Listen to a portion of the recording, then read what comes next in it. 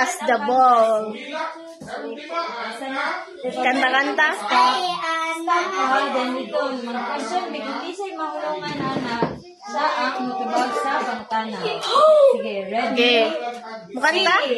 Speak truth, speak truth, speak truth, speak truth, and no corruptions must get out of your mouth. Speak truth, speak truth, speak truth, stop! Indog bidan. Bidan. Iingon ang unsay gibuhat ni Daniel and his three friends nganong gitagaan silang answer sa Ginoo. Unsa ang ilang Naglalan sa Ginoo. pwede pero dili. Dili? Ay, nag-pray sila. Ay, nag-pray sila. Nag-pray nga sa ilang giampo. Sa Ginoo. Ay, mali. Tagag makaon. Dili. Giampo sila para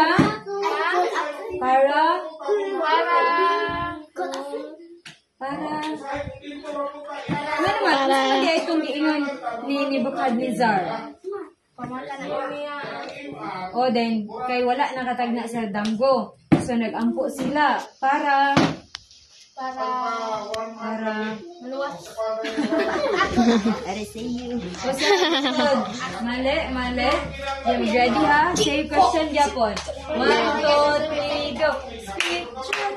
Wala na nanganta. 1, 2, 3, sing. Speak truth, speak truth, speak truth. No corrupt word proceed out of your mouth. Speak truth, speak truth. Stop. Okay, Kastelan. Sige, unsa to ang ilang giampo? Ano sila nga? Parang makuan to kanang damgo ni sa hari. So, naampo siya nga makabalo sila sa damgo sa hari. Okay, very good. Next. 1, 2, 3, go. Speak truth, stop.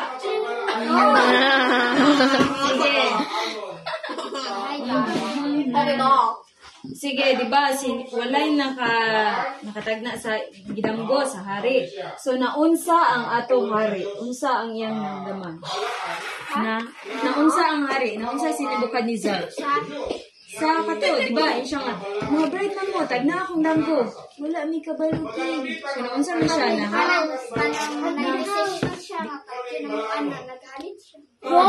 Galit. Pero, mali. Na siya yung pinakauna nga, unsa yan naramdaman? Ha? Unsa yan naramdaman? Sige. Siya yung naramdaman, pagkabalo niya, wala yung nakatagna siyang damgo.